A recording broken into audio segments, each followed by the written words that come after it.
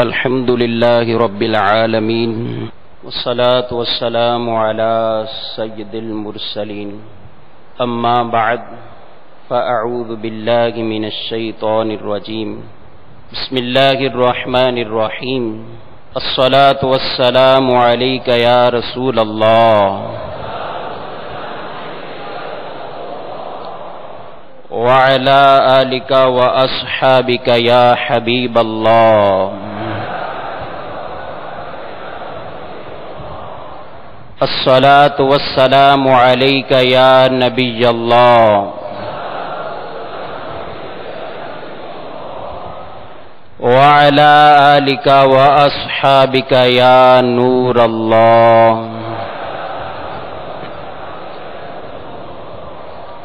شیخ طریقت امیر اہل سنت حضرت علامہ مولانا محمد الیاس عطار قادری رضوی دامت برکاتہم العالیہ اپنی تصنیف پردے کے بارے میں سوال جواب درود شریف کے بارے میں فضیلت نقل فرماتے ہیں۔ حضرت ابی بن کعب رضی اللہ تعالی عنہ نے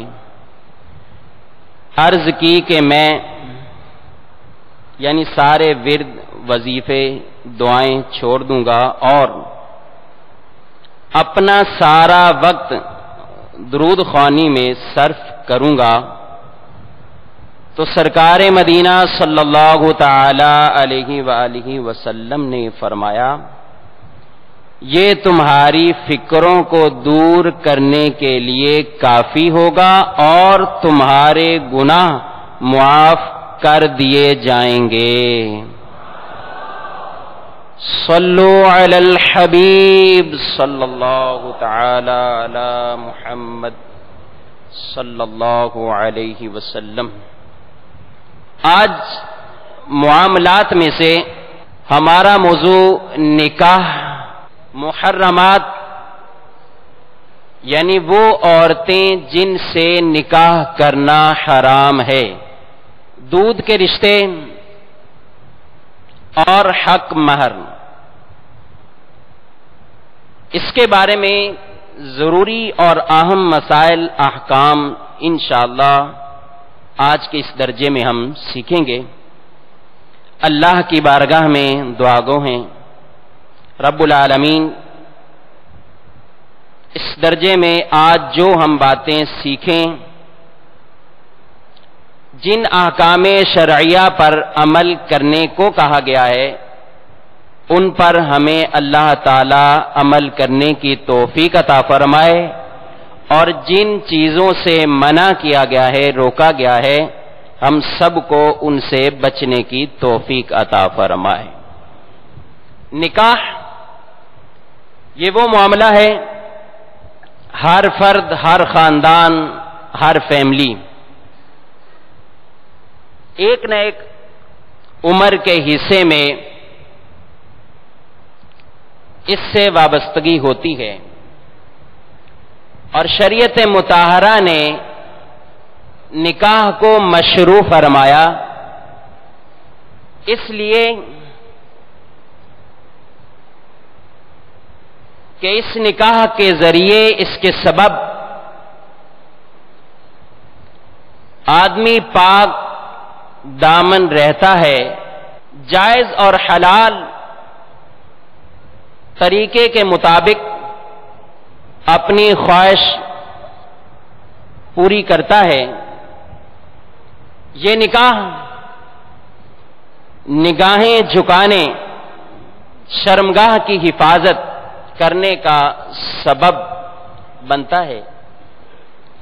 اسی نکاح کے ذریعے سے اولاد صالح، نیک اولاد ملتی ہے کہ جو مرد و عورت مسلمانوں کے لیے صدقہ جاریہ کا سبب بنتی ہے۔ ان اچھی اچھی نیتوں کے ساتھ اگر نکاح کیا جائے گا تو انشاءاللہ العزیز اس نکاح پر ثواب بھی ملے گا۔ قرآن پاک کی سورہ نساء چوتھے پارے میں آیت نمبر 3 اللہ جل شانہ ارشاد فرماتا ہے فَانْكِحُوا مَا طَابَ لَكُم مِّنَ النِّسَاءِ مَثْنَىٰ وَثُلَاثَ وَرُبَاعَ فَإِنْ خِفْتُمْ أَلَّا تَعْدِلُوا فَوَاحِدَةً نکاح کرو جو تمہیں خوش آئیں عورتوں سے، 2 اور 3 اور 4 پھر اگر ڈرو کہ 2 بیویوں یعنی بیویوں کو برابر نہ رکھ سکو گے تو ایک ہی کرو۔ مزید سورہ نور 18ویں پارے میں اللہ جل شانہ ارشاد فرماتا ہے، ترجمہ کنز الایمان، اور نکاح کر دو اپنوں میں ان کا جو بے نکاح ہوں، اور اپنے لائق بندوں اور کنیزوں کا اگر وہ فقیر ہوں تو اللہ انہیں غنی کر دے گا اپنے فضل کے سبب، اور اللہ وسعت والا علم والا ہے۔ نبی کریم صلی اللہ تعالی علیہ وآلہ وسلم نے متعدد احادیث مبارکہ میں نکاح کے بارے میں ارشاد فرمایا ہے۔ حضرت عبداللہ بن مسعود رضی اللہ تعالی عنہ سے مروی ہے، کہا کہ رسول اللہ صلی اللہ تعالی علیہ وآلہ وسلم نے ارشاد فرمایا، اے جوانوں کی جماعت، تم میں جو کوئی نکاح کی استطاعت رکھے تو وہ ضرور نکاح کرے۔ اے جوانوں کی جماعت، تم میں جو کوئی نکاح کی استطاعت رکھے تو وہ ضرور نکاح کرے، کہ نکاح نظریں نیچی کرنے والا اور شرمگاہ کی حفاظت کرنے والا ہے، اور جس میں نکاح کی استطاعت نہیں وہ روزے رکھے کہ روزہ قاطع شہوت یعنی شہوت کو ختم کر دیتا ہے۔ کنز العمال میں حضرت جابر رضی اللہ تعالی عنہ سے مروی ہے، ارشاد فرمایا، جب تم میں کوئی نکاح کرتا ہے تو شیطان کہتا ہے، ہائے افسوس، ابن آدم نے مجھ سے اپنا 2/3 دین بچا لیا، محفوظ کر لیا۔ ان احادیث طیبہ میں بھی یہی احکام ارشاد فرمائے گئے ہیں۔ 2/3 دین محفوظ ہو جاتا ہے نکاح کی برکت سے۔ آدمی نگاہیں جھکانے والا، نظریں نیچی کرنے والا بن جاتا ہے، شرمگاہوں کی حفاظت ہوتی ہے، جائز اور حلال طریقے کے مطابق خواہش نفسانی کو پورا کر لیتا ہے۔ اب سوال یہ ہے کہ نکاح کس عورت سے کیا جائے؟ حضرت ابو ہریرہ رضی اللہ تعالی عنہ سے مروی، بخاری، مسلم، ابو داؤد اور نسائی، ابن ماجہ، ان کتب میں احادیث یہ موجود ہے۔ حضرت ابو ہریرہ رضی اللہ تعالی عنہ کہتے ہیں کہ رسول اللہ صلی اللہ علیہ وسلم نے ارشاد فرمایا، عورتوں سے 4 باتوں کی وجہ سے نکاح کیا جاتا ہے، اس عورت کے مال کے سبب، اس کے حسب و نسب کے سبب، اس کی خوبصورتی اور جمال کے سبب، اور اس کے دین کے سبب۔ یہ 4 باتیں ایسی ہیں کہ جن کو مد نظر رکھتے ہوئے نکاح کیا جاتا ہے۔ آقا دو جہاں سرور کائنات صلی اللہ تعالی علیہ وآلہ وسلم نے ارشاد فرمایا، تو دین والی عورت کو ترجیح دے۔ تو نکاح میں سب سے پہلی بات، سب سے مقدم جس امر کو ملحوظ خاطر رکھنا ہے وہ یہ ہے کہ جس عورت سے نکاح کیا جا رہا ہے اس کی دینی حیثیت، دینداری، پرہیزگاری، اس کا نیک ہونا، اس کو دیکھا جائے، اور اس کے بعد دیگر جو چیزیں گئیں پھر ان کی طرف جو گئے وہ اس کی خوب سیرت ہے، خوبصورت بھی ہو، لیکن خوب سیرت پر خوبصورت کو ترجیح نہ دی جائے، تو پہلے دین کے حوالے سے دیکھا جائے اس عورت میں۔ مزید ایک حدیث میں ارشاد فرمایا جو کسی عورت سے بوجہ اس کی عزت کے نکاح کرے کہ معاشرے میں اس کی بہت زیادہ عزت ہے اس لیے اس عورت سے نکاح کرتے ہیں تاکہ اس کے سبب شوہر کو بھی عزت ملے، جو کسی عورت سے بوجہ اس کی عزت کے نکاح کرے اللہ اس کی ذلت میں زیادتی کرے گا، اور جو کسی عورت سے اس کے مال کے سبب نکاح کرے اللہ تعالی اس کی محتاجی ہی بڑھائے گا، اور جو عورت کے حسب کے سبب اس عورت سے نکاح کرتا گئے تو اس کے کمینہ پن میں زیادتی فرمائے گا۔ اور آگے آپ صلی اللہ علیہ وسلم کا فرمان،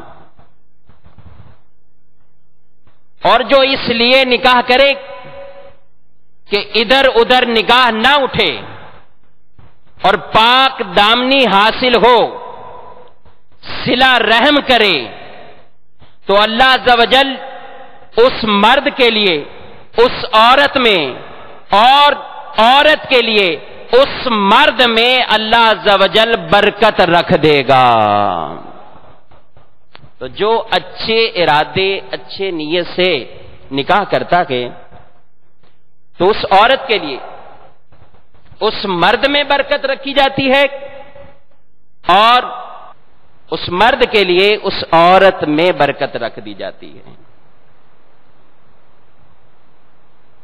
اب بسا اوقات نکاح کے اتنے فضائل سنیں، ایک طویل عرصہ ایسے ہی گزار دیا جاتا ہے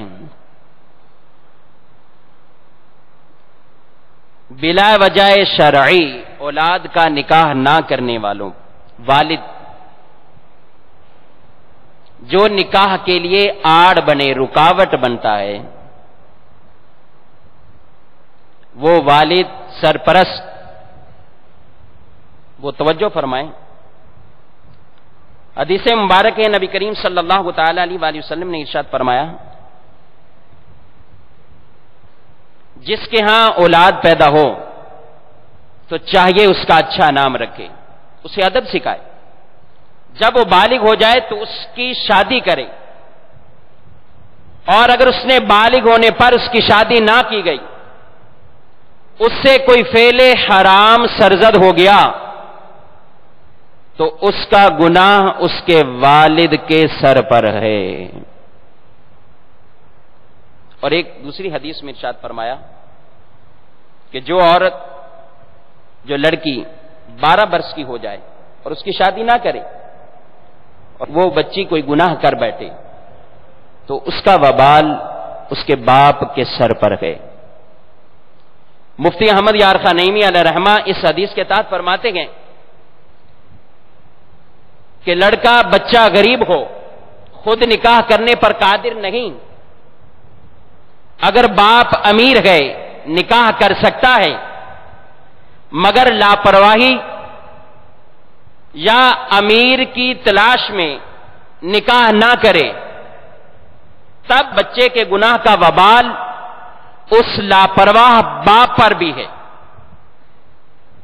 اگرچہ اس لڑکے کو بھی گناہ ملے گا لیکن اس کے گناہ کرنے کا سبب اس اعتبار سے یہ والد بھی بنا گئے تو اس کے سر پر بھی وہ گناہ آئے گا۔ اور لڑکی کے بارے میں مفتی احمد یارخانیمی علیہ رحمہ فرماتے ہیں کہ کفو ملتا ہے اور یہ شخص نکاح کر دینے پر قادر ہے، پھر بھی محض دولت مند کی تلاش اور لاپرواہی برتتا ہوا یہ والد نکاح نہ کرے تو ایسی صورت میں یہ والد پر بھی گناہ ہوگا۔ تو اس لیے محض امیر کی تلاش میں یا مال و دولت کی لالچ میں آ کر اپنی اولاد کو طویل عرصے تک بٹھائے رکھنا، نکاح نہ کرنا، جبکہ نکاح کی شرائط اس اولاد میں موجود ہوں،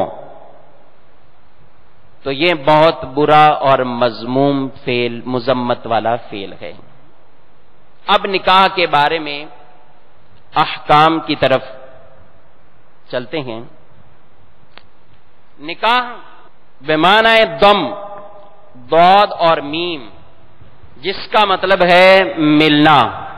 چونکہ نکاح کی وجہ سے دو شخص یعنی خاوند بیوی دائمی مل کر زندگی گزارتے ہیں، اس لیے نکاح کو نکاح کہا جاتا ہے کہ مل جاتے ہیں۔ دعوت اسلامی کے اشاعتی ادارے مکتبۃ المدینہ کی مطبوعہ بہار شریعت کی دوسری جلد میں صدر الشریعہ بدر الطریقہ مفتی محمد امجد علی اعظمی علیہ رحمہ لکھتے ہیں، نکاح اس عقد کو کہتے ہیں جو اس لیے مقرر کیا گیا کہ مرد کو عورت سے جماع وغیرہ حلال ہو جائے۔ نکاح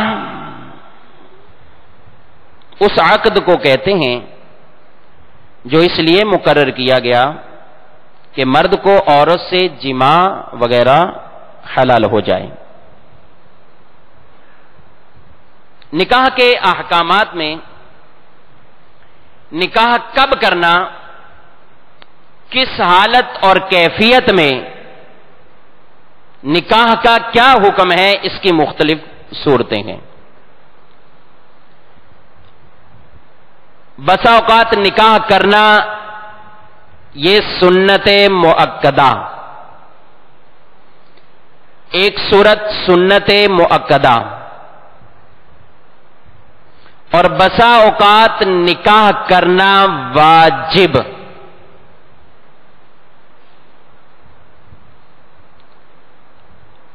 اور بعض اوقات نکاح کرنا فرض۔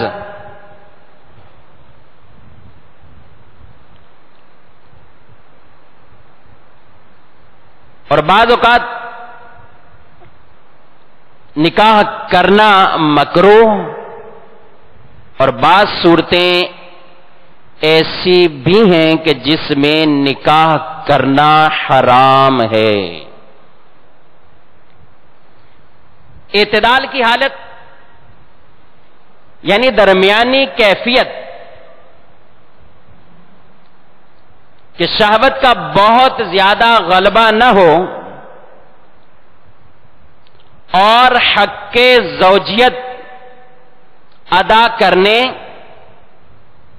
اور مہر نفقہ ادا کرنے پر بھی قدرت ہو، تو اس صورت میں نکاح کرنا سنت مؤکدہ ہے۔ صدر الشریعہ علیہ رحمہ فرماتے ہیں، خواہ مخواہ نکاح نہ کرنے پر اڑے رہنا یہ گناہ ہے اس صورت میں۔ اور اگر حرام سے بچنا اتباع سنت و تعمیل حکم یعنی حکم پر عمل کرنا، سنت کی اتباع کی نیت کر کے، اور اولاد حاصل ہونا مقصود یہ نیت کر کے نکاح کرے گا تو ثواب بھی پائے گا۔ اور اگر محض لذت یا قضاء شہوت پوری کرنے کے ارادے سے کرتا ہے تو ثواب نہیں، نکاح حلال اور جائز۔ تو یہ پہلی صورت ہوئی سنت مؤکدہ کی۔ دوسری صورت شہوت کا غلبہ ہو، نکاح نہ کرنے کی صورت میں معاذ اللہ زنا کا اندیشہ ہو، شہوت کا غلبہ نکاح نہ کرنے میں معاذ اللہ زنا کا اندیشہ ہو، مہر نفقہ اس کی قدرت رکھتا ہو تو اس صورت میں نکاح کرنا واجب ہے۔ یوں ہی جبکہ اجنبی عورت کی طرف نگاہ اٹھنے سے روک نہیں سکتا یا معاذ اللہ ہاتھ سے کام لینا پڑتا ہے تو بھی نکاح واجب ہے۔ یاد رکھیں حدیث میں فرمایا گیا ہاتھ کے ذریعے سے اپنی شہوت پوری کرنے والے کو حدیث میں لعنتی ملعون فرمایا گیا ہے، گناہ ہے، اس سے توبہ لازم۔ نمبر 3، یہی جو اوپر واجب والی صورت ہے، شہوت کا غلبہ، نکاح نہ کرنے میں اندیشہ زنا،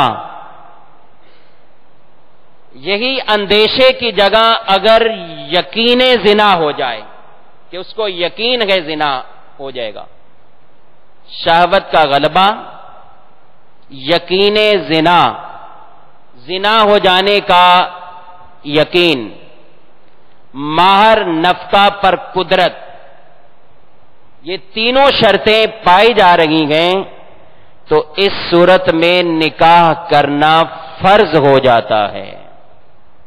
نمبر 4، اگر یہ اندیشہ ہے، یہ ایک صورت میں اندیشہ آ رہا ہے، دوسری صورت میں یقین، جس صورت میں جو لفظ آ رہا ہے اس کے حساب سے اس کا حکم بھی سخت یا کم، وہ کیفیت بھی بتائی جا رہی ہے۔ اگر یہ اندیشہ ہے کہ نکاح کرے گا تو نان نفقہ نہ دے سکے گا، نکاح کرے گا کماتا ہے نہیں ہے، ذریعہ آمدنی نہیں ہے، نہ اس کے پاس اتنی مال و دولت ہے کہ وہ یہ نان نفقہ پورا کر سکے،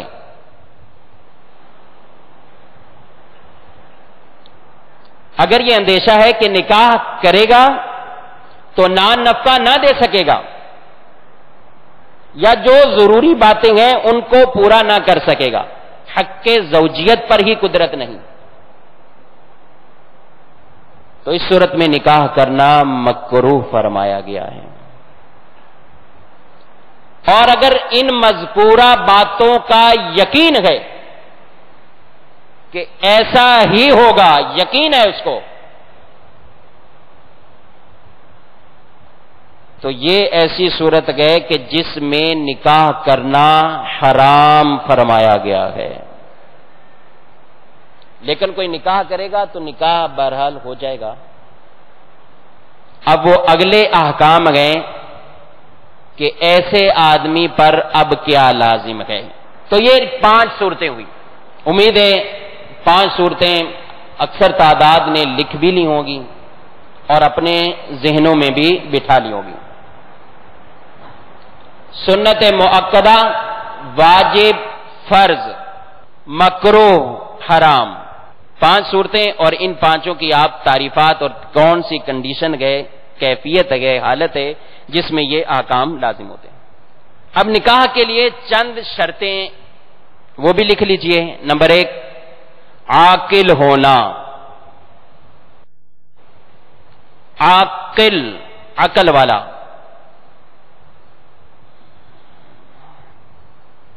نمبر 2، بالغ ہونا،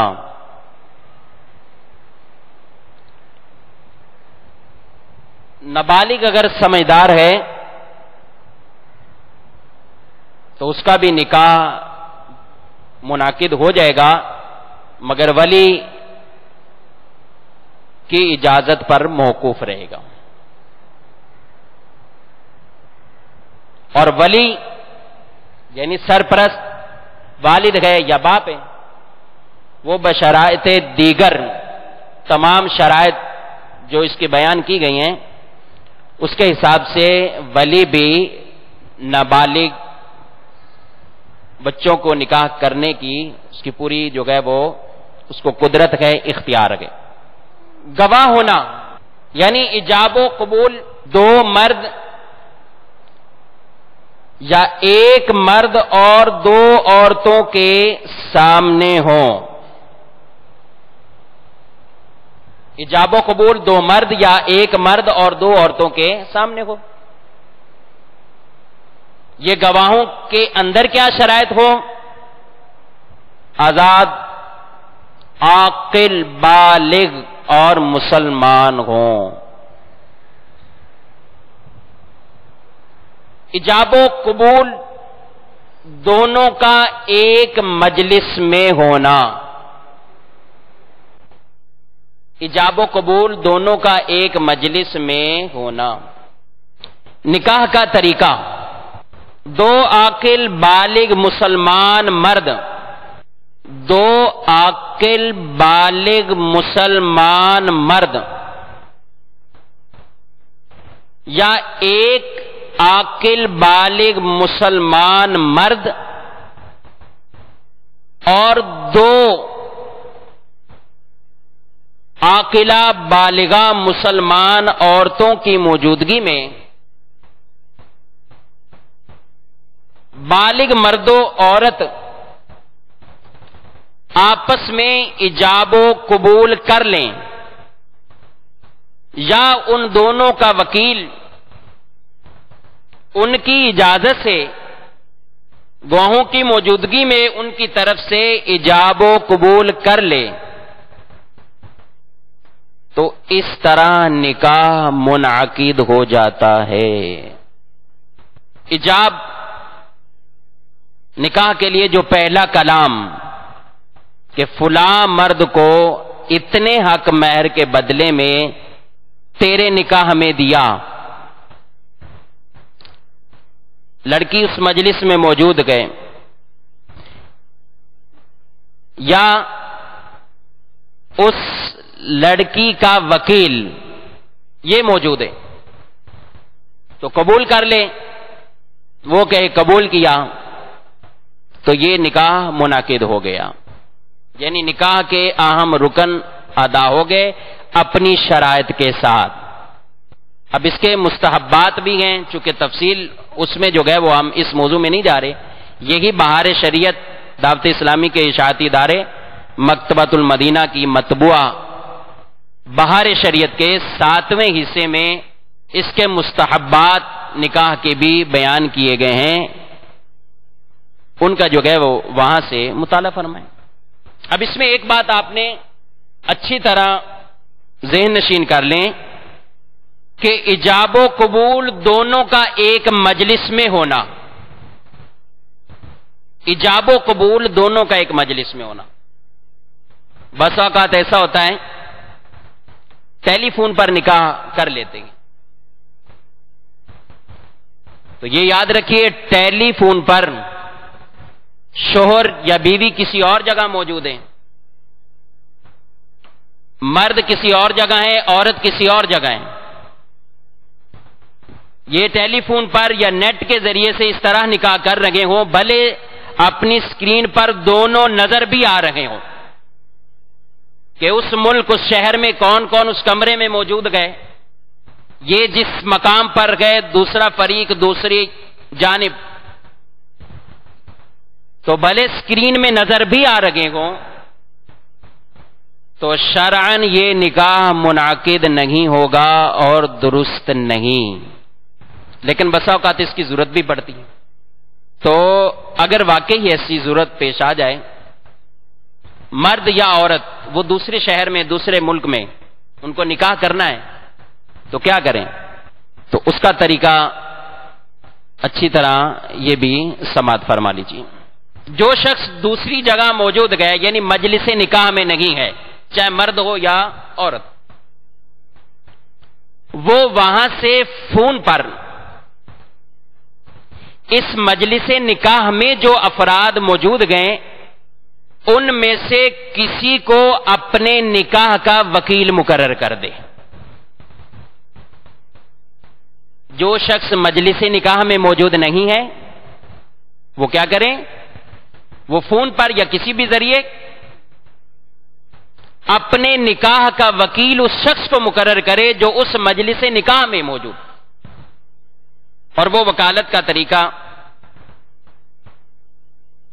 یعنی وہ اسے فون پر یہ کہے کہ میں تمہیں فلاں عورت سے اتنے حق مہر کے بدلے میں اپنا نکاح کرنے کا وکیل مطلق یا ویسے ہی بول دیں اپنے نکاح کا وکیل بناتا ہوں.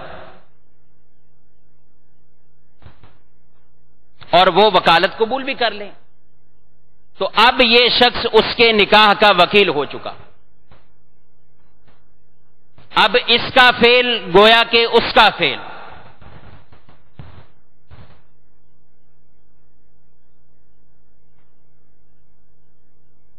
تو اب یہ اس مجلس نکاح میں یہ وکیل ڈائریکٹ اس عورت سے اگر وہ مجلس میں موجود یا اس کا جو بھی وکیل بنا ہے اس سے یہ کلمات ادا کرے کہ میں نے اپنے موکل فلاں بن فلاں اس کا نکاح اتنے حق مہر کے بدلے میں تمہارے ساتھ اگر لڑکی موجود ہے اور اگر لڑکی کا وکیل ہے تو تمہاری موکلہ یعنی جس کی وکالت تمہیں بھی حاصل ہے اس کے ساتھ اتنے حق مہر کے بدلے میں نے نکاح کیا اور وہ قبول کر لیں میں نے قبول کیا تو نکاح ہو جائے گا. اب یہ نکاح کس کا ہوا ہے؟ وکیل کا یا اس شخص کا جس کا وہ وکیل بنا تھا. تو اب اس کا نکاح جو ہے اب دوبارہ بھی کرنے کی حاجت نہیں ہے کیونکہ بسا کا ایسا ہوتا ہے لوگ ٹیلی فون پر کرنے کے بعد اب پھر کہتے ہیں کہ اب وہ اس ملک میں آ گیا اب دوبارہ کر لے. تو لازم نہیں. تجدید نکاح تو بار بار کرتے رہیں جیسا کہ امیر اہل سنت دامت برکاتہم العالیہ نے اپنی کئی کتب بیانات مذاکروں میں تجدید ایمان تجدید نکاح کا فرماتے رہتے ہیں اور تجدید بیعت بھی آپ کرتے رہتے ہیں. اب ایک اور صورت ہوتی ہے کہ وکیل بھی بسا اوقات غلطی کرتا ہے اور وہ جو ہمارے ہاں مجلس نکاح میں دولہا وغیرہ بارات آئی ہے سب معاملات ہوتے ہیں. اب ہوتا یہ کہ عزیزوں میں سے دو چار افراد جو لڑکی کے پاس اس کا ماموں جا رہا ہے یا اس کا چاچو جو بھی وہ جا کر اجازت اس کا چچا جو ہے اجازت لیتا اسے. اب وہ وکالت اپنے ماموں یا اپنے چچا کو دے رہی ہے. وہ اندر گئے تمہارا نکاح اس سے کر دیں وہ اجازت دے دیتی کر دیا جائے میرا نکاح.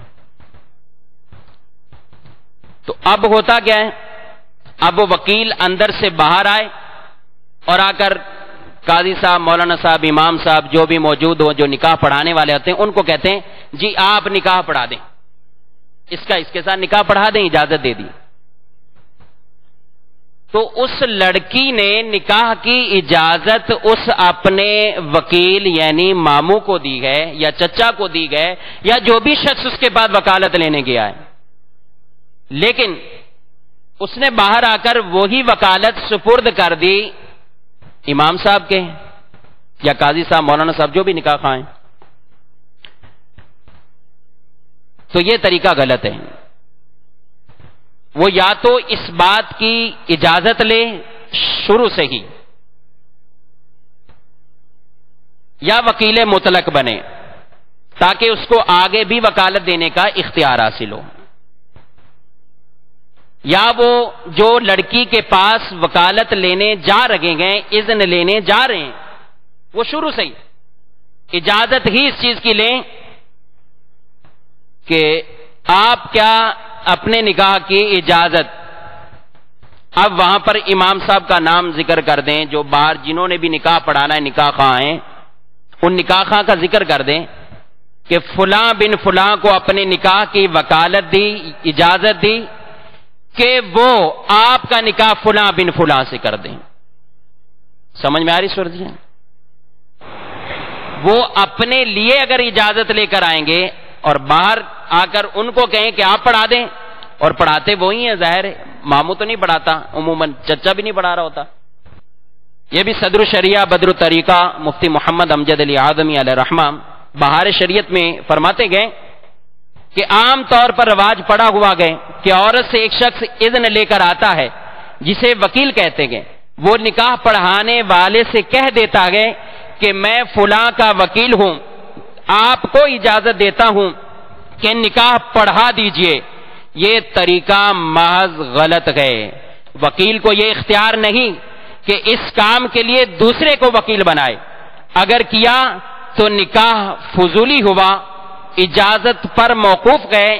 اجازت سے پہلے مرد و عورت ہر ایک کو توڑ دینے کا اختیار حاصل ہے، بلکہ یوں چاہیے کہ جو نکاح پڑھائے وہ عورت یا اس کے ولی کا وکیل بنے، خواہ یہ خود اس کے پاس جا کر وکالت حاصل کرے یا دوسرا اس کی وکالت کے لیے اذن لائے کہ فلاں بن فلاں کو تو نے وکیل کیا کہ وہ تیرا نکاح فلاں سے کر دے. عورت کہ ہاں، تو اس صورت میں وکیل وہ خود نکاح خواہ بن جائیں گے اور یہ نکاح پھر اپنی شرائط کے ساتھ پورا درست منعقد ہو جائے گا. تو یہ نکاح کے بارے میں چند جو ضروری باتیں تھیں، نکاح کی شرطیں، نکاح کب واجب، کب فرض، کب سنت موقدہ اور مکروہ اور حرام کے احکام ہیں. اب ہمارا اگلا حصہ اسی موضوع کا، محرمات، حرام عورتوں کا بیان، جن سے نکاح کرنا حرام. حرمت کے چند اسباب ہیں جو یہاں پر بیان کیے جا رہے ہیں اور بہار شریعت میں بھی ہے. 9 اسباب ہیں. صلو علی الحبیب صلی اللہ تعالی علیہ وسلم. پہلا سبب ہے حرمت بن نسب. نسبی طور پر وہ عورت، وہ لڑکی اس آدمی پر حرام ہو، اور اس میں ہے ماں، بیٹی، بہن، پھوپھی، خالہ، بھتیجی، بھانجی، اور بھی اس کی تفصیل ہے. خلاصتاً یہاں پر جو ہے وہ مختصراً لکھی ہوئی ہے. حرمت مساہرت، سسرالی رشتے کی وجہ سے جن سے نکاح حرام ہو. مختصراً یہاں یہ ذکر کیا گیا ہے. حرمت بالشرک، مسلمان کا نکاح مشرکہ عورت سے نہیں ہو سکتا، حرام ہے. جمع بین المحارم، ایسی 2 عورتیں کہ اگر ایک کو مرد فرض کیا جائے تو نکاح حرام ہو. اس کو یوں سمجھ لیں، اگر کسی شخص کے نکاح میں ایک عورت ہو پہلے سے، اب یہ شخص چاہتا ہے ایک نکاح اور کروں، اور یہ نکاح اگر اس عورت جو اس کے نکاح میں ہے پہلے سے، اس کی بھانجی سے نکاح کرنا، یعنی بھانجی اور خالہ کو ایک ہی مرد کے نکاح میں ایک وقت میں جمع ہونا، یہ نہیں ہو سکے گا، یہ حرام فعل ہوگا. خالہ اور، سمجھ میں آ رہی ہے بات؟ خالہ اور بھانجی، پھپھی اور بھتیجی، یہ دونوں ایک ہی وقت میں ایک مرد کے نکاح میں جمع ہو جائیں تو اب اگر اس کے نکاح میں پہلے سے کوئی عورت موجود ہے تو اسی کی بھانجی سے، یعنی جو عورت موجود ہے اس کی نسبی بھانجی سے اس کا نکاح جو ہے وہ کرنا حرام ہوگا. بھتیجی موجود ہے، اس کی پھپھی سے نکاح کرنا اس کا حرام ہوگا. تو یہ ہے جمع بین المحارم، یعنی ایسی 2 عورتیں کہ ان میں سے ایک کو مرد فرض کر لیں تو ان دونوں عورتوں کا آپس میں نکاح جائز نہ ہو تو ایسی دو عورتوں کو کسی ایک کے نکاح میں بھی جمع کرنا حرام ہے۔ ہم مثال کے طور پر بانجی اور خالہ، ان میں سے ایک کو مرد آپ گمان کریں بالفرض، خالہ کو مرد گمان کریں تو یہ کیا لگے گا؟ اس کا بانجی کا کیا لگے گا؟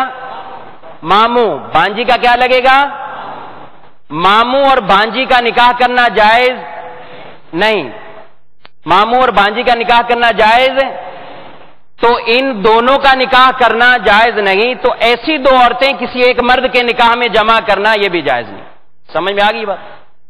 اسی طرح پھپھی اور بھتیجی، پھپھی اور بھتیجی، پھپھی کو مرد تصور کر لیں بالفرض، تو کیا رشتہ بن جائے گا؟ چچا اور بھتیجی۔ کیا رشتہ بنے گا؟ چچا اور بھتیجی کا نکاح نہیں ہوگا، چچا اور بھتیجی کا نکاح۔ اچھا بھتیجی کو مرد فرض کر لیں، وہ اپنی جگہ، تو یہ کیا بن جائے گا؟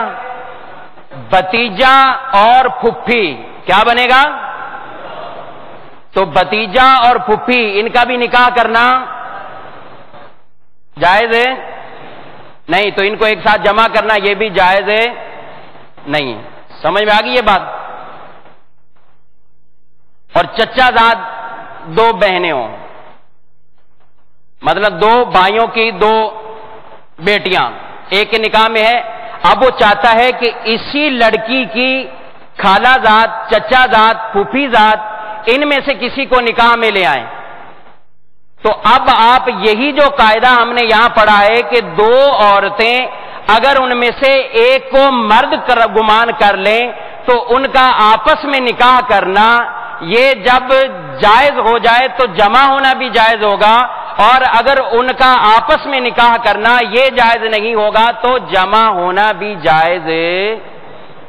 اب جو نکاح میں ہے اس کی عورت، وہ چاہتا ہے بالفرض اسی کی چچا ذات بہن، چچا کی بیٹی سے نکاح کر لے، تو اب اس مرد کو ہٹائیں، دونوں لڑکیوں کو دیکھیں کہ یہ چچا ذات دونوں، تو ان دونوں میں سے ایک کو مرد گمان کر کے آپ تصور میں مرد گمان کریں اور اب بتائیں کہ نکاح ہو سکتا ہے ان کا آپس میں؟ چچا ذات کے ساتھ نکاح ہو سکتا ہے نا؟ ہو جائے گا۔ کوئی آدمی اپنا جو ہے وہ چچا کی بیٹی سے نکاح کر رہا ہے تو نہیں ہوگا؟ ہوگا نا، ہو جائے گا نکاح۔ تو ان میں سے ایک کو جب مرد گمان کریں گے تو ان کا آپس میں بھی جائز ہے، لہذا یہ دو لڑکیاں ایک مرد کے نکاح میں بھی آ سکتی ہیں، تو اسے کہتے ہیں جمع بین المحارم، جمع بین المحارم یعنی محارم کو جمع کرنا۔ تو آپ مختصراً یہ یاد کر لیں کہ جس مرد کے نکاح میں جو ہے وہ کوئی عورت پہلے سے نکاح میں ہے تو اب وہ مرد اپنی بیوی کی بھتیجی یا اپنی بیوی کی بانجی اس سے نکاح نہیں کر سکتا۔ اسی طرح جس مرد کے نکاح میں پہلے سے کوئی عورت موجود ہے تو وہ اس اپنی بیوی کی خالہ اور اس بیوی کی پھپھی ان سے نکاح نہیں کر سکتا، یہ دونوں ایک ساتھ جمع نہیں ہوگی۔ ایک وقت میں 4 سے زائد عورتوں سے نکاح جائز نہیں ہے، مرد کے لیے 4 کا اختیار ہے، آگے مزید اس کا جو ہے وہ تفصیل آ رہی بتاتے ہیں کہ کون سی اس کی صورتیں گئے، لیکن 4 اگر اس نے بالفرض کر لی ہے تو اب 5ویں عورت اس کے لیے حرام ہے۔ حرمت رضاعت، دودھ کا رشتہ، کسی بچے نے جو ہے وہ کسی عورت کا دودھ پی لیا تو یہ اس کی جو ہے وہ رضائی ماں بن جائے گی، وہ اس کا رضائی بیٹا بن جائے گا۔ تو جس کا دودھ پیا گئے اس کی اولاد میں سے کسی کے ساتھ اس کا جو ہے نکاح کرنا جائز نہیں۔ حرمت بالملک اس سے آپ تعلق عموماً نہیں ہے کیونکہ غلام اور لونڈیوں کا سلسلہ نہیں ہے، صرف ایک علم اضافے کے لیے بات سمجھ لیجئے کہ عورت اپنے غلام سے نکاح نہیں کر سکتی۔ یہ پہلے جو غلام اور لونڈیوں کا سلسلہ ہوتا تھا تو اپنے ہی غلام سے وہ نکاح نہیں کرے۔ اسی طرح حرمت بوجہ تعلق غیر، اس لفظ کو چھوڑ دیں، بس نیچے سمجھ لیں کہ جو عورت کسی دوسرے کے نکاح میں ہے تو کسی کی منکوحہ سے شادی نہیں ہو سکتی. شادی شدہ سے تو شادی نہیں ہو سکتی نا، تو منکوحہ سے.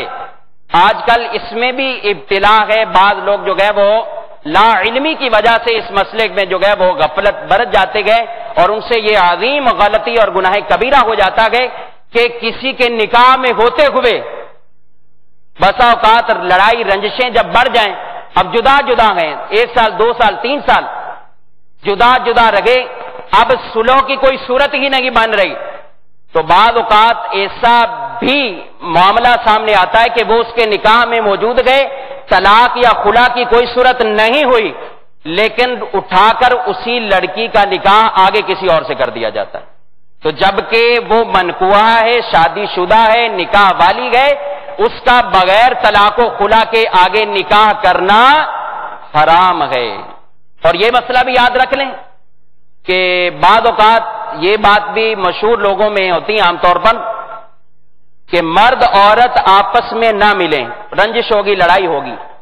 اب یہ 3 سال کا عرصہ گزر گیا، 4 سال کا عرصہ گزر گیا، تو اب اپنے اپنے ذہنوں کے مطابق بعد نے مخصوص بنائے ہوئے 9 مہینے تک نہیں ملے یا نفقہ نہیں دیا یا یہ معاملہ نہیں ہوا، نکاح ختم ہو گیا. تو صرف اور صرف دور رہنے کے سبب نکاح ختم نہیں ہوگا. صرف اور صرف دور رہنے کے سبب نکاح ختم ہے. نکاح ہوا ہے ایجاب و قبول سے اور وہ منعقد ہوا ہے اپنی شرائط کے ساتھ. اب وہ ختم کب ہوگا؟ وہ سلسلے جو شریعت مطہرہ نے اس کے بیان کیے گئے ہیں. لہذا ایسی صورت نہیں بن رہی کہ وہ آپس میں گزارا کریں. تو وہ ٹاپک جدا گئے کہ اس کو کس صورت میں شریعت مطہرہ کی طرف سے لازمی طور پر یہ حکم آتا گیا کہ وہ اس عورت کو نہیں رکھنا چاہتا تو طلاق دے کر اپنے نکاح سے فارغ کرے. اس کا موضوع آئندہ جو ہے وہ معاملات کا بیان جو طلاق کا آئے گا اس میں تفصیل سے انشاءاللہ ہم سنیں گے. حرمت بوجہ حرہ، حرہ کے ہوتے یعنی آزاد لڑکی کسی کے نکاح میں ہے تو وہ باندی لونڈی سے نکاح نہیں کر سکتا. اس مسئلے سے بھی تعلق نہیں ہے کیونکہ اب غلام اور لونڈیوں کا سلسلہ نہیں ہے. صرف علم میں اضافے کے لیے جو صورتیں صدر الشریعہ علیہ الرحمہ نے بیان کی گئے ان کے مطابق یہاں پر یہ بتایا گیا ہے. صلو علی الحبیب صلی اللہ تعالی علیہ. تو یہ جو خلاصہ حرمت کے اسباب ہم نے سنے ہیں، اس بارے میں چند کی وضاحت اب ذہن میں آپ کے بیٹھ گیا ہوگا. حرمت بالنسب، حرمت بالمصاہرہ، بالشرک اور جمع بین المحارم. قرآن پاک میں اللہ تعالی 4 پارے میں سورہ نساء آیت 22 کن عورتوں سے نکاح حرام ہے اس کے بیان میں ارشاد فرماتا ہے وَلَا تَنْكِحُوا مَا نَكَحَ آبَاؤُكُم مِّنَ النِّسَاءِ إِلَّا مَا قَدْ سَلَفَ إِنَّهُ كَانَ فَاحِشَةً وَمَقْتًا وَسَاءَ سَبِيلًا. ترجمہ کنز الایمان. اور باپ دادا کی منکوحہ سے نکاح نہ کرو، باپ دادا کی منکوحہ سے نکاح نہ کرو مگر جو ہو گزرا بے شک بے حیائی اور غضب کا کام ہے اور بہت بری راہ. مزید اسی 4 پارے کی آخری آیت جس میں جن عورتوں سے نکاح کرنا حرام ہے اس کے بارے میں اللہ جل مجدہ ارشاد فرماتا ہے. ترجمہ کنز الایمان. حرام ہوئی تم پر تمہاری مائیں اور بیٹیاں اور بہنیں اور پھپھیاں اور خالائیں اور بھتیجیاں اور بھانجیاں اور تمہاری مائیں جنہوں نے دودھ پلایا اور دودھ کی بہنیں اور عورتوں کی مائیں اور ان کی بیٹیاں جو تمہاری گود میں ہیں، ان بیویوں سے جن سے تم صحبت کر چکے ہو، تو پھر اگر تم ان سے صحبت نہ کی ہو تو ان کی بیٹیوں سے حرج نہیں. اور تمہارے نسلی بیٹوں کی بیویاں اور 2 بہنیں اکٹھی جمع کرنا مگر جو ہو گزرا بے شک اللہ بخشنے والا مہربان ہے. اور حرام ہے شوہر والی عورتیں. عمومی طور پر جو باتیں تو مشہور و معروف ماں بیٹیاں، بہنیں، پھوپھیاں، بانجیاں، بتیجیاں، جس ماں نے دودھ پلایا وہ، اور دودھ کی بہنیں، یہ۔ لیکن یہ بھی یاد رکھیں، دو بہنوں کو ایک ساتھ نکاح میں لانا یعنی جمع کرنا، ایک ساتھ ہو یا وقفے سے ہو، مرد ایک وقت میں دو بہنوں کو نکاح میں جمع یہ کرنا یہ حرام ہے، نہیں کر سکتا دو بہنوں، ایک نکاح میں ہے اس کے، چاہے اسی کی بہن سے جو ہے وہ نکاح، بلکہ اگر طلاق بھی دے دی ہو بالفرض تو اس کی بہن سے اس وقت تک نکاح نہیں ہوگا جب تک اس کی عدت نہ گزر جائے۔ حرمت بالشرک، اللہ جل مجدہ ارشاد فرماتا ہے وَلَا تَنْكِحُوا الْمُشْرِكَاتِ حَتَّى يُؤْمِنَّ وَلَأَمَةٌ مُؤْمِنَةٌ خَيْرٌ مِّن مُّشْرِكَةٍ وَلَوْ أَعْجَبَتْكُمْ وَلَا تُنْكِحُوا الْمُشْرِكِينَ حَتَّى يُؤْمِنُوا وَلَعَبْدٌ مُؤْمِنٌ خَيْرٌ مِّن مُّشْرِكٍ وَلَوْ أَعْجَبَكُمْ أُولَٰئِكَ يَدْعُونَ إِلَى النَّارِ وَاللَّهُ يَدْعُو إِلَى الْجَنَّةِ وَالْمَغْفِرَةِ بِإِذْنِهِ وَيُبَيِّنُ آيَاتِهِ لِلنَّاسِ لَعَلَّهُمْ يَتَذَكَّرُونَ۔ ترجمہ کنز ایمان۔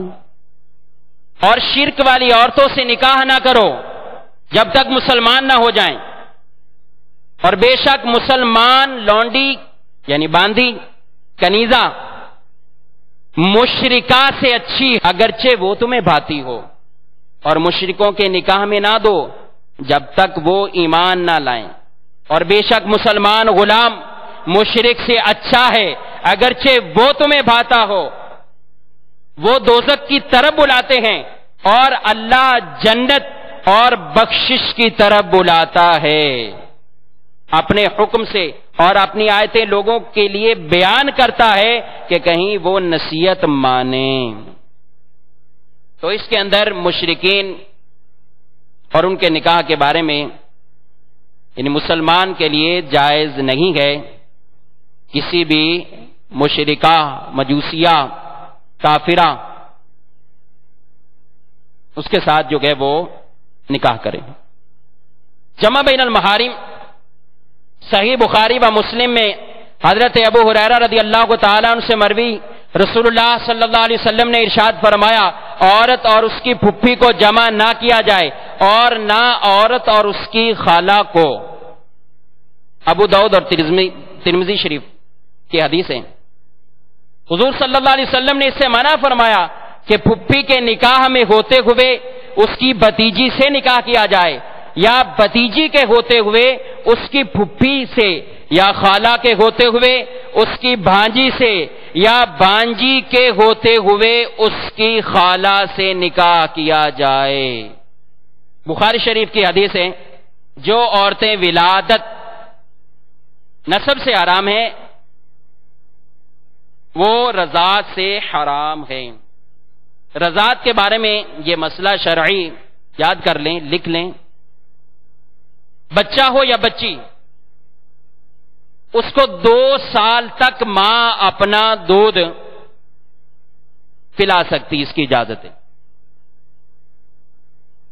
2 سال سے زائد دودھ پلانا یہ حرام ہے، جائز نہیں۔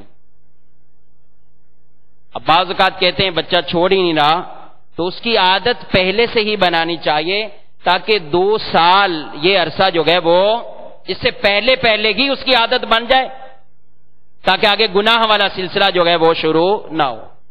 اور لوگوں میں یہ غلط مسئلہ ہے ذہنوں میں جو مشہور ہے، اور صدر الشریعہ علیہ رحمہ نے بھی بہار شریعت میں اس کو درج فرمایا ہے کہ بعض عوام میں مشہور ہے کہ لڑکی کو 2 سال تک اور لڑکے کو 2.5 سال تک پلا سکتے ہیں، یہ صحیح نہیں ہے، ایسا کرنا جائز نہیں۔ کوئی عورت اپنا دودھ چاہے ماں ہو چاہے خالہ یا کوئی بھی پلا رہی ہو تو وہ 2 سال تک اجازت گئے۔ یہ جو بیان کیا یہ کس کا بیان ہے؟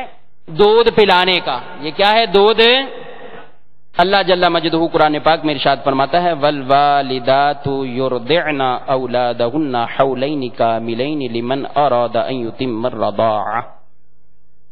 ترجمہ کنز الایمان. اور مائیں دودھ پلائیں اپنے بچوں کو پورے 2 برس، اس کے لیے جو دودھ کی مدت پوری کرنی چاہے. یعنی 2 سال سے پہلے چھڑانا جائز ہے، ممانعت نہیں ہے. 6 ماہ میں چھڑا دیا بالفرض، سال میں چھڑا دیا، 1.5 سال میں چھڑا دیا، ٹھیک ہے. لیکن اس کی آخری مدت 2 برس، 2 برس کے بعد دودھ پلانا یہ جائز نہیں ہوگا. تو یہ ہوئی ساری صورتحال دودھ پلانے کے بارے میں. حرمت رضاعت کے بارے میں مسئلہ یہ بھی یاد کر لیجئے. اگر بالفرض کسی عورت نے کسی کے بچے کو 2.5 سال کی عمر، بچے کی جب عمر 2.5 سال، 30 ماہ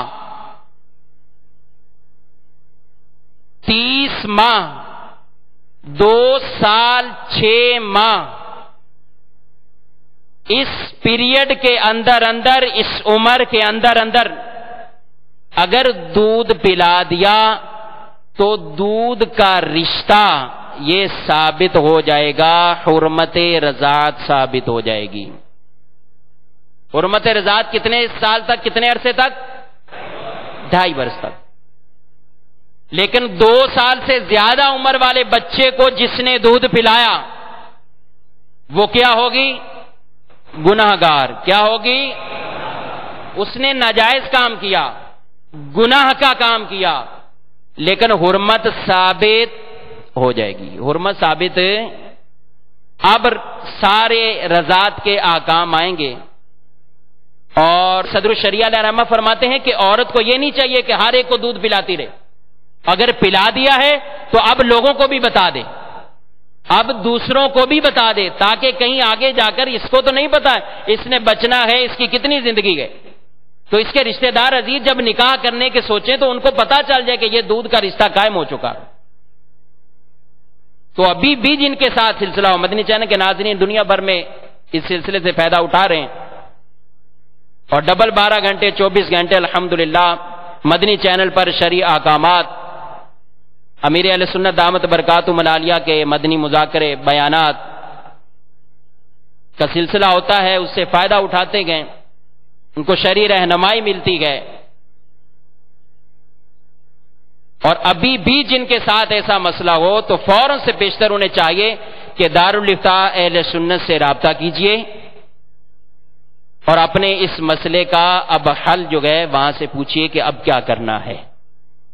تو یہ ہے رضاعت کا سلسلہ. اب اس میں ایک چیز بھی آئی تھی تعداد کے حوالے سے جو نقشے میں آپ نے بھی ملاحظہ کی، 4 شادیاں کرنا.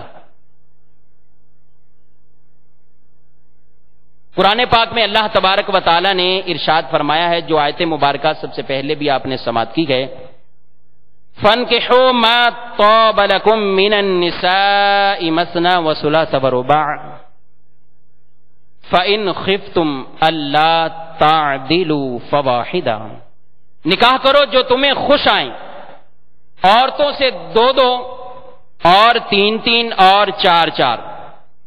پھر اگر ڈرو کہ 2 بیویوں کو برابر نہ رکھ سکو گے تو ایک ہی کافی، تو ایک ہی کرو. اور مزید اللہ جل مجدہ ارشاد فرماتا ہے لن تستطيعوا ان تعدلوا بين النساء ولو حرصتم. تم سے ہرگز نہ ہو سکے گا کہ عورتوں کو برابر رکھو اور چاہے کتنی ہی حرص کرو. تو یہ تو نہ ہو کہ ایک طرف پورا جھک جاؤ، فلا تمیلوا کل المیل فتذروها كالمعلقة وَإِن تُصْلِحُوا وَتَتَّقُوا فَإِنَّ اللَّهَ كَانَ غَفُورًا رَحِيمًا. تو یہ تو نہ ہو کہ ایک طرف پورا جھک جاؤ کہ دوسری کو آدھ میں لٹکتی چھوڑ دو، اور اگر تم نیکی اور پرہیزگاری کرو تو بے شک اللہ بخشنے والا مہربان ہے.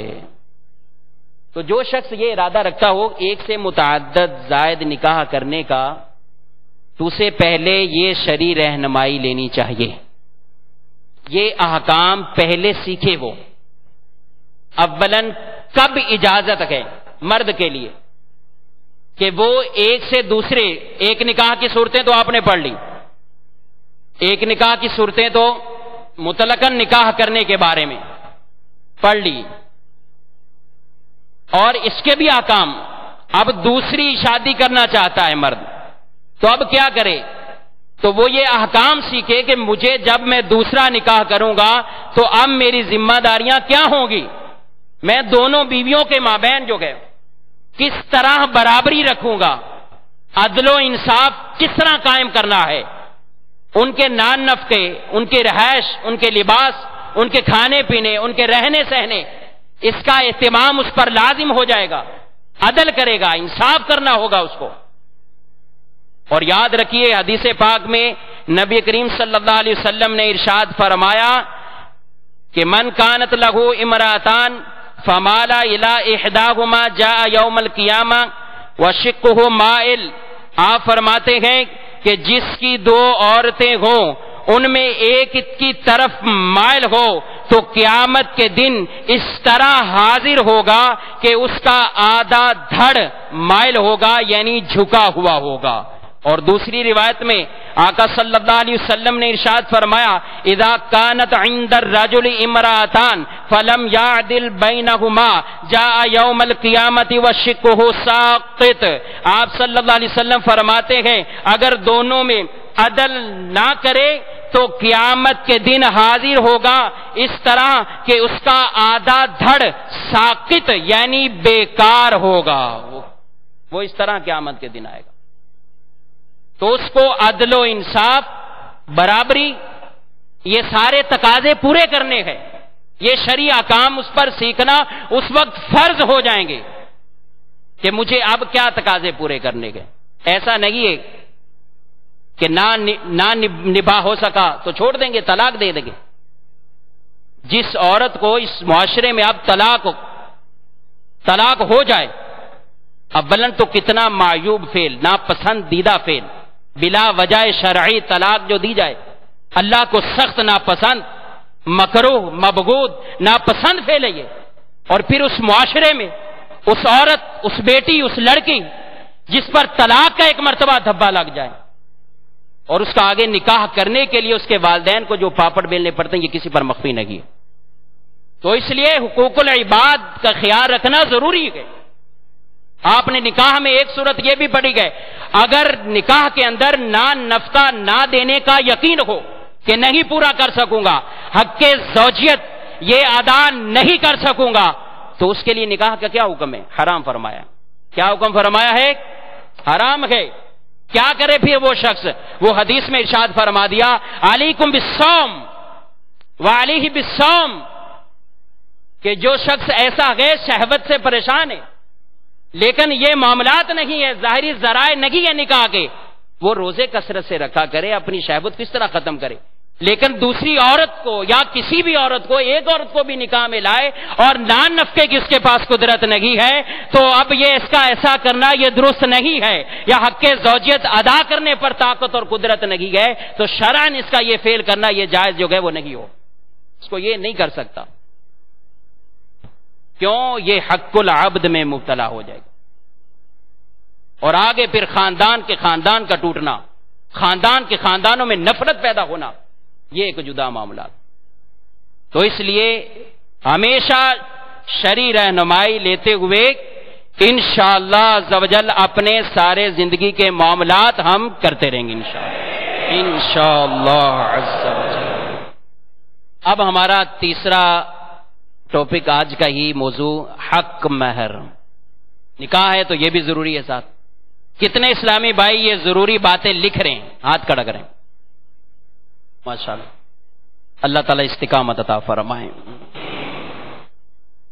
قرآن پاک میں اللہ جل مجدہ ارشاد فرماتا ہے وَآتُوا النِّسَاءَ صَدُقَاتِهِنَّ نِحْلَةً، فَإِن طِبْنَ لَكُمْ عَن شَيْءٍ مِّنْهُ نَفْسًا فَكُلُوهُ هَنِيئًا مَرِيئًا۔ ترجمہ کنز الایمان، عورتوں کو ان کے مہر خوشی سے دو، پھر اگر وہ اپنے دل کی خوشی سے مہر میں سے تمہیں کچھ دے دیں تو اسے کھاؤ رچتا پچتا، خوش دلی کے ساتھ آپ بھی کھا سکتے ہیں۔ مزید ارشاد فرمایا فَمَسْتَمْتَعْتُمْ بِهِ مِنْهُنَّ فَآتُوهُنَّ أُجُورَهُنَّ فَرِيضَةً وَلَا جُنَاحَ عَلَيْكُمْ فِي مَا تَرَاضَيْتُمْ بِهِ مِنْ بَعْدِ الْفَرِيضَةِ إِنَّ اللَّهَ كَانَ عَلِيمًا حَكِيمًا۔ ترجمہ کنز الایمان، تو جن عورتوں کو نکاح میں لانا چاہو ان کے بندے ہوئے مہر انہیں دو، اور قرارداد کے بعد اگر تمہارے آپس میں کچھ رضامندی ہو جائے تو اس میں گناہ نہیں، بے شک اللہ علم و حکمت والا ہے۔ یہ قرآن پاک کی ان آیات میں حق مہر کے بارے میں ذکر فرمایا گیا۔ اب کتنا ہونا چاہیے حق مہر؟ تو یہ یاد رکھیں، نبی کریم صلی اللہ علیہ وسلم نے ارشاد فرمایا ہے کہ بہتر مہر وہ ہے جو آسان ہو، جس کو ادا کرنا آسان ہو، بہتر مہر وہ ہے۔ اب بسوں کا تقاضے بھی ہوتے ہیں، بڑے بڑے تقاضے ہوتے ہیں مہر کے بارے میں، کتنا مہر، زیادہ سے زیادہ بھی رکھا جاتا ہے۔ تو اب اس کے لیے یہ ہے کہ شریعت مطہرہ نے حق مہر کی کم سے کم مقدار معین مقرر فرمائی ہے۔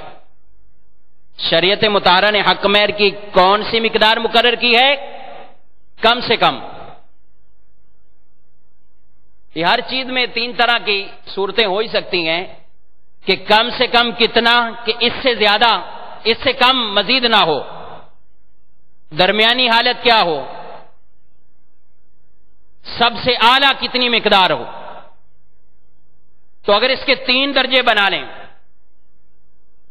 کم، درمیانی، اعلیٰ، تو کم سے کم مہر کے بارے میں صرف شریعت مطہرہ نے کم سے کم والا درجہ معین کیا ہے، درمیان اور زیادہ اعلیٰ والا یہ معین نہیں فرمایا، یہ فریقین کی رضامندی پر اس کو چھوڑ دیا گیا۔ بات سمجھ گئے؟ کون سا مہر معین فرمایا گیا ہے؟ کم سے کم، اس سے کم نہیں ہوگا، اس سے کم سے کم مقدار معین، اور درمیانی، زیادہ، یہ فریقین کی رضامندی پر، جو بھی آپس میں طے کر لیں، چاہے جتنا بھی زیادہ ہو۔ قرآن پاک میں لفظ ہے قنطارہ، ڈھیروں مال، جتنا بھی مقرر کر لیا جائے، اگر دونوں آپس میں اس مہر پر رضامند ہو چکے اور اس پہ ایجاب و قبول کر لیا ہے تو یہ مہر دینا لازم ہو جائے گا۔ اب شرع محمدی یا شریعت مطہرہ اسی مہر کو فرمائے گی کہ یہی مہر تم پر لازم ہے، جو معین، جو انہوں نے کر لیا ہے، لیکن یہ زیادہ سے زیادہ کی ہے۔ اب عوام لوگ سمجھتے ہیں 32 روپے رکھنے ہیں، 32.25 روپے، وہ دادے کا نکاح 32 پہ ہوا تھا، آج بھی 32 پہ ہوگا، ہمارے ہاں چلتا ہی 32 ہے، یہ کہتے ہیں نہیں 32 سے نہیں بڑھائیں گے، 32 روپے میں آدھا کلو چینی بھی نہیں آئے گی۔ تو یاد رکھیں شریعت مطہرہ نے اس کے روپے مقرر نہیں کیے، اس کو چاندی کے اعتبار سے 10 درہم لکھ لیجئے، اس کو کم سے کم حق مہر کی مقدار 10 درہم، اس کا وزن، تاکہ کبھی بھی مہر نکالنا ہو تو ظاہر وزن سے آپ اس کی قیمت تک پہنچیں گے۔ 10 درہم 2 تولہ 7.5 ماشا چاندی۔ یہ اعلی حضرت امام اہل سنت الشاہ امام احمد رضا خان علی رحمت الرحمن، آپ نے یہ وزن بیان فرمایا فتاوی رضیہ شریف میں 12ویں جلد میں کہ 2 تولے 7.5 ماشا، جس کو گرام کی صورت میں 30.618 گرام، جو بورڈ پر بھی آپ کو نظر آ رہا ہوگا، 30.618 گرام، یہ ہے چاندی۔ اتنی چاندی کی رقم آپ نے کبھی بھی مقرر کرنا ہو حکمیر، تو پہلے یہ بھی اس کا بھی اندازہ کروا لیجئے تاکہ کہیں ایسا نہ ہو اس سے کم مقرر کر لیں۔ اب اتنی چاندی مقرر کر لیں یا اتنا جو ہے وہ اتنی چاندی کی جو رقم ہے، جیسے کل کی ہی تاریخ میں جو میں نے اس کی قیمت کی معلومات کی تو تقریباً 3200 سے کچھ روپے کم، 32 روپے کو آپ 3200 پہ لے جائیں، 3200 سے کچھ روپے کم کل کی تاریخ میں۔ لیکن یہ چونکہ اب دنیا بھر میں مدنی چینل پر لوگ جو ہیں وہ مدنی چینل کے ناظرین یہ سلسلہ سن رہے ہیں، تو آپ اپنے ہاں جو چاندی کے آپ کے ریٹ ہیں، جس ملک میں آپ رہتے ہیں، جس شہر میں آپ رہتے ہیں، جس جگہ رہتے گئے، میں یہ باب المدینہ کراچی کے حساب سے بتا رہا ہوں، تو آپ کے ہاں بھی 30 گرام 30.618 یہ گرام چاندی، یہ اس کی جتنی رقم ہو اس سے کم مہر جو ہے وہ نہیں ہوگا، کیونکہ اس کی حدیث میں ممانت فرمائی کہ 10 درہم سے کم مہر نہیں۔ تو یہ مہر کی کون سی مقدار ہے؟ اس سے کم مقرر نہیں کرنا۔ زیادہ سے زیادہ کتنی ہو سکتی ہے تو وہ ہم بتا چکے ہیں، چاہے لاکھوں کوئی مقرر کر لے، ڈھیروں مال مقرر کر لے، لیکن کر لیا ہے تو دینا بھی ہے۔ آج جو رسمی طور پر یہ رواج بنتا جا رہا ہے کہ ٹھیک ہے لڑکی والے مطالبہ کر لیں، ہم نے کون سا دینا ہے، رکھ لو جتنا، بعد میں ہم سے ہی لینا ہے، دیکھ لیں گے۔ یہ حدیث سناتا ہوں، ایسے لوگ عبرت پکڑیں اس حدیث سے کہ جن کی نکاح کے وقت نیت یہ نہ ہو کہ مہر دینا ہی نہیں ہے۔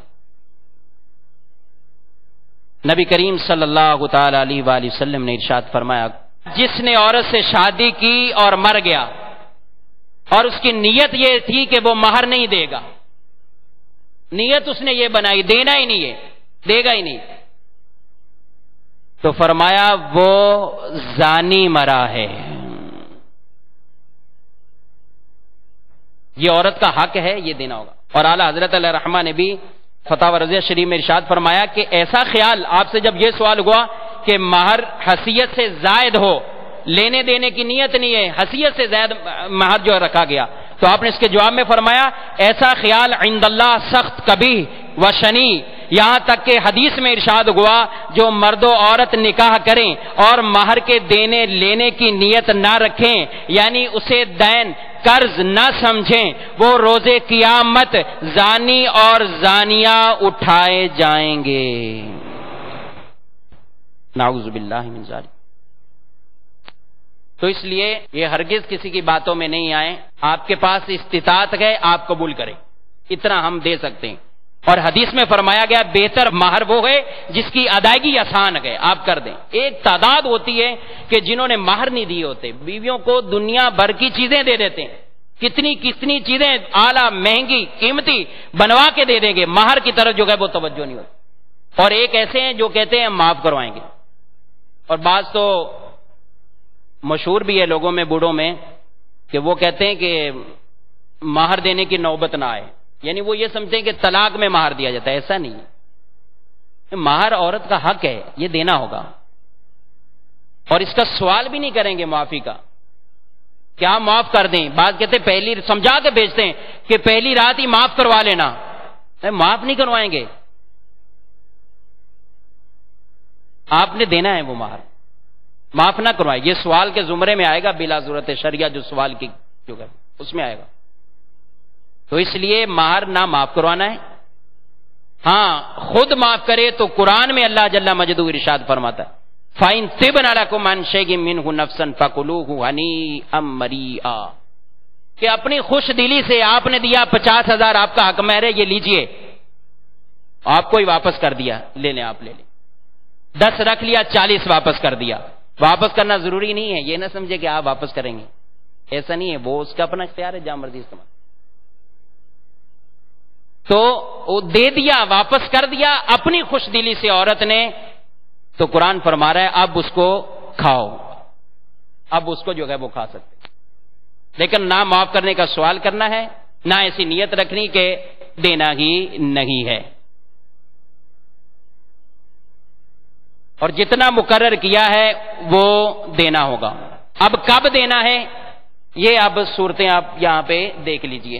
حق مہر کی 3 صورتیں ہیں، معجل میم عین جیم لام، معجل، اور دوسری ہے مؤجل، میم واو اس کے اوپر چھوٹا حمزہ، جیم لام، مؤجل۔ معجل پہلا عین والا، دوسرا حمزہ والا، اور تیسری ہے مہر مطلق، میم طا لام قاف۔ معجل میم عین عجلت والا، تعجیل جلدی، اس سے مراد یہ ہے کہ خلوت یعنی تنہائی سے پہلے مہر دینا قرار پایا ہو، اور معجل جس کے لیے کوئی میعاد مقرر ہو، 2 سال میں دیں گے، 3 سال میں مقرر کر دی، 3 سال بعد دیں گے، 1 سال بعد دے دے، 6 ماہ بعد دے دے، یہ مقرر کر دیا۔ مطلق جس میں نہ وہ ہو نہ یہ ہو، کیا مطلب؟ دونوں نہ ہوں، پہلے والے، نہ خلوت سے پہلے دینا مقرر کیا گیا ہے، نہ میعاد مقرر کی گئی ہے، یہ مہر مطلق کہلاتا ہے۔ اب خلوت سے بالفرض پہلے دینے والا معجل ہی قرار پا گیا تو لوگوں میں ایک یہ بھی بات غلط مشہور ہے کہ اس وقت تک مرد اپنی بیوی سے جو ہے وہ حق زوجیت کے معاملات نہیں کر سکتا جب تک وہ مہر نہ دے، تو نکاح ہو گیا، حق زوجیت کا معاملہ حلال ہے اس کے لیے۔ ہاں، عورت منع کرنے کا اختیار رکھے گی معجل والے مہر کی صورت میں کہ پہلے مہر دو اس کے بعد۔ معجل میم عین جیم لام، اس مہر میں عورت کو یہ اختیار ہے کہ وہ منع کر دیں، روک دیں، اور شوہر کے لیے بھی جائز نہیں ہے کہ وہ اسے مجبور کرے۔ ہاں، رضامندی سے، باہمی رضامندی سے معجل رکھا تھا لیکن اس کی طرف سے تقاضا ہی نہیں ہوا، اس نے کوئی معاملہ ہی نہیں کیا اس بارے میں، باہمی رضامندی سے زندگی کے معاملات، حق زوجیت اور دیگر معاملات چل رہے ہیں تو ٹھیک ہے، درست ہے، کوئی اس میں گناہ والا معاملہ نہیں ہے، لیکن اس میں اس کو اختیار باہر صورت رہے گا، کسی بھی دن وہ پھر دوبارہ تقاضا کر کے ان تمام معاملات سے روک سکتی ہے کہ مجھے میرا مہر دو پہلے، اور وہ ہے صرف معجل۔ معجل حمزہ والا جس کے لیے کوئی میعاد مقرر کی، جو میعاد مقرر کی تو وہی اس کا حساب ہوگا، اور بعض لوگوں میں یہ بھی رواج ہوتا ہے کہ کچھ نہ کچھ پہلے دن دینا ہے، بقیہ بعد میں، تو اس کا بھی اعتبار کیا جائے گا، اور اگر یہ بھی نہیں وہ بھی نہیں تو پھر مہر کا تقاضا اس طرح نہیں کرے گی، موت یا طلاق کی صورت میں پھر یہ مہر فی الفور ادا کرنا ہوگا۔ موت کی صورت میں جس طرح دیگر قرضہ اتارتے ہیں تو یہ بھی قرضہ کی صورت ہے، یہ قرضہ اس کا لوٹانا ہوگا۔ بالفرض طلاق کی نوبت آ گئی تو اب بھی فی الفور دینا ہوگا۔ اور ایک مہر کی یہ بھی صورت ہے کہ قسط وار باندھ دیا گیا، 50,000 رکھا تھا، ہر مہینے 2,000 روپے آپ کو دینا، عورت راضی ہے، ٹھیک ہے، یہ بھی جو ہے وہ چلتا رہے گا، اس طرح بھی ادا ہو سکتا ہے۔ آپ کوئی اعلیٰ چیز، قیمتی چیز لے کر آئے، 10-15 ہزار روپے کی چیز ہے، کانوں کے بندے لے کر آگے، چوڑی لے کر آگے سونے کی، اور دیتے بھی رہتے ہیں لوگ اتنی اتنی قیمتی چیزیں مختلف مواقع پر، شادی پر، سالگرہ یا دیگر مواقع پر دیتے ہیں، عید کے موقع پر، تو وہ مہر کہہ کے ہی دے دے کہ یہ تمہارے مہر اتنا ہو گیا تھا، تو یہ بھی ہو جائے گا، اس سے بھی مہر ادا ہو جائے گا۔ سوٹ قیمتی لے کے دے دیا، وہ بھی مہر کے اندر گنوا سکتے ہیں، جو شادی بیاہ اور اس سے جو عام جو ہے وہ پہننے سے ہٹ کر جو لے کر دیا جاتا ہے۔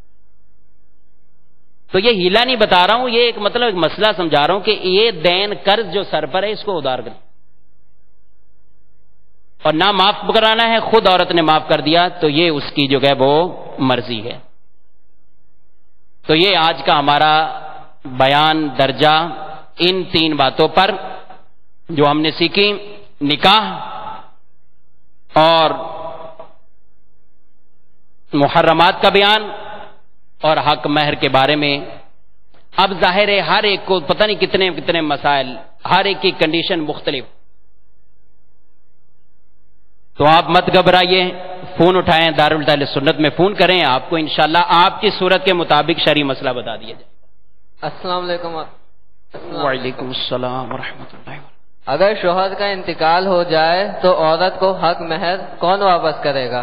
شوہر کا انتقال ہو جائے تو حق مہر جو ہے دیگر جو قرضے کی صورتیں گئے، قرضہ جس طرح ادا کرنا ہے کہ اس کے جو بھی ترکہ ہے اس ترکے میں سب سے پہلے قرض کی ادائیگی ہوتی ہے، تو سب سے پہلے قرض ادا کیا جاتا ہے، تو اسی قرض کے زمرے میں ہی وہ حق مہر ادا کیا جائے گا۔ حضور یہ ایک سوال یہ بھی بیان کیا گیا تھا کہ اگر بچہ یا بچی بالغ ہو جائے اور شادی نہ کی جائے اور وہ اگر کسی گناہ میں مبتلا ہو جائے تو اس کے باپ پر گناہ ہوگا، تو آج کل رشتے نہیں ملتے، بڑے مسائل ہیں، تو ایسی صورت میں کیا کیا جائے؟ ایسی صورت میں والدین کو اپنا کردار جو ہے وہ ادا کرنا ہوگا۔ رشتے نہیں ملتے، اب یہ واقعی اس پہ غور کر لیا جائے کیسے رشتے نہیں ملتے۔ اگر تو وہی جو حدیث کی شرح میں مفتی احمد یار خانیمی علیہ الرحمہ نے لکھا ہے، کیونکہ ہمارے ذہن ایسے بنے ہوئے ہیں لڑکی کی شادی کرنی ہے تو کسی امیر کی تلاش میں بہت بڑا جہیز وہاں سے آئے گا، یا لڑکے کے بارے میں ایک مناسب رشتہ مل رہا ہے، پھر بھی ترک کرتے ہوئے ہم یہ ارادہ کرتے ہیں کہ کوئی ایک اچھی پوسٹ والا مل جائے، کوئی بہت زیادہ کمانے والا مل جائے، تو اس صورت میں گناہ ان دونوں کے ساتھ ساتھ والد پر بھی ہوگا۔ اور اگر بالفرض ویسے ہی نہیں مل رہا، اس اعتبار سے نہیں مل رہا، تو والدین اپنی اولاد پر بہت احتیاط اور کڑی نظر جو ہے وہ رکھیں گے، اور سارے معاملات ان کی جو ہے وہ نگرانی میں رہیں کہ آیا کسی غلط طرف میری اولاد کا قدم تو نہیں اٹھ رہا، اور دوسرا طریقہ روزے کا جو بتایا گیا ہے اس پر عمل کیا جائے۔ حضور عرض یہ ہے کہ آج ماشاءاللہ ہماری رہنمائی ہوئی کہ مہر کی رقم کتنی ہونی چاہیے، اور آپ نے پھر وہ روایت بھی سنائی کہ جس نے مہر ادا نہیں کیا وہ اگر مر گیا اور یہ نیت بھی نہ تھی مہر دینے کی تو وہ زانی مرا۔ ہو سکتا ہے اس وقت مدنی چینل کے ناظرین دنیا بھر میں یہ سلسلہ دیکھ رہے ہیں اور یہ ذہن میں بات آئے کہ ہمارا نکاح ہوا تھا، ہم نے تو یہ چیک نہیں کیا کہ یہ اس وقت چاندی کی رقم کیا تھی، وہی آپ نے جس طرح فرمایا دادا کا جو مہر تھا یا پرانا جو مہر تھا وہی چلتا رہا۔ اب یہ احساس ہو رہا ہے کہ کہیں ہم سے غلطی تو نہیں ہو گئی، تو اب کوئی صورت ہے شادی کو 10-15 سال بھی ہو گئے ہیں، اب کیا مہر دیا جا سکتا ہے؟ اب دیا جائے تو کون سی رقم دی جائے، یا کس طرح معلوم کیا جائے کہ ہم سے کوئی غلطی ہوئی ہے؟ اس میں کوئی رہنمائی عطا فرما دیں۔ اس میں یہ ہے کہ اگر کیونکہ یہ جو بڑوں میں یا بابوں میں یہ مشہور ہے 32 روپے، تو اس کی بھی ہو سکتا ہے کہیں نہ کہیں کسی وقت کسی دور میں یہی 10 درم جو آج اتنی مہنگائی کی وجہ سے اس کی قیمت زیادہ ہوگی، ہو سکتا ہے کبھی 32 روپے ہو، اور اس وقت مقرر ہوا ہو، پھر لوگوں نے وزن کو چھوڑ کر 32 کو پکڑ لیا، تو وہ غلطی آگے جو ہے وہ چلتی ہوئی آ رہی۔ السلام علیکم۔ وعلیکم السلام ورحمۃ اللہ۔ حضرت میرا سوال یہ ہے کہ تجدید نکاح کن صورتوں میں ہوگا؟ تجدید نکاح کن صورتوں میں ہوگا؟ تجدید نکاح تو جو ہے وہ عموماً کرتے ہی رہنا چاہیے، اور آج نکاح کا آپ نے آسان طریقہ پڑھ لیا، اس کے لیے کوئی وہ جو ہے وہ اجتماع کرنا، اکٹھ لوگوں کا کرنا یہ ضروری نہیں ہے۔ میاں بیوی اور ان کے ساتھ ایک مرد، 2 عورتیں یا 2 مسلمان مرد ہوں، اس میں وہ ایجاب و قبول کرتے ہوئے اپنے تجدید نکاح کیا جا سکتا ہے۔ کن صورتوں میں ہو؟ یہ ساری صورتیں متعدد صورتیں گئیں کہ جس میں نکاح جو ہے وہ ٹوٹ جاتا ہے۔ اب طلاق ہونے کے بعد، 1 یا 2 طلاق کے بعد والی کوئی صورت گئے، یا کفریہ بات کہہ دی، اس صورت میں جو بھی اس کے احکام گئے، تو اس کا طریقہ اور یہ پوری صورتیں امیر اہل سنت دامت برکاتہم العالیہ کی کتاب کفریہ کلمات کے بارے میں سوال جواب اس کا مطالعہ فرمائیے۔ صلو علی الحبیب صلی اللہ تعالی علیہ وسلم۔ ایک کبیرہ گناہ کے بارے میں سنیں، مرد عورت کی مشابہت کرے اور عورت مرد کی مشابہت کرے، یہ کرنا جائز نہیں ہے، ایسا کرنا حرام ہے۔ حدیث مبارک نبی کریم صلی اللہ تعالی علیہ وآلہ وسلم نے ارشاد فرمایا، عورتوں کی مشابہت اختیار کرنے والے مردوں اور مردوں کی مشابہت اختیار کرنے والی عورتوں پر لعنت فرمائی، اور ایک حدیث میں فرمایا 4 طرح کے لوگوں پر دنیا و آخرت میں لعنت بھیجی جاتی ہے اور ملائکہ فرشتے اس پر آمین کہتے ہیں۔ نمبر 1، وہ شخص جسے اللہ نے مرد بنا کر پیدا کیا، پھر اس نے اپنے آپ کو عورت بنا لیا اور عورتوں کی مشابہت اختیار کر لی۔ نمبر 2، وہ عورت جسے اللہ نے عورت بنایا مگر اس نے اپنے آپ کو مردانہ انداز میں ڈھال لیا اور مردوں کی مشابہت اختیار کر لی۔ نمبر 3، وہ شخص جو نبینے کو راستے سے بھٹکا دے، اور نمبر 4، حصور یعنی طاقت کے باوجود عورتوں میں رغبت نہ رکھنے والا۔ تو مرد کا عورت کی مشابہت اختیار کرنا، عورتوں کا مرد کی مشابہت اختیار کرنا، لباس میں ہو، بالوں کے رکھنے میں ہو، یا مرد جس طرح بالیاں پہن لیتے گئے اور عورتیں جو گئے وہ بال کٹوائیں اس حد مقدار تک کہ مردوں کی مشابہت میں داخل ہو، یہ فعل ان کا کرنا جائز نہیں۔ اللہ تعالیٰ اس کبیرہ گناہ سے سب مسلمانوں کو بچنے کی توفیق عطا فرمائے، آمین بجاہ النبی الامین صلی اللہ تعالی علیہ وآلہ وسلم۔ یہی ہے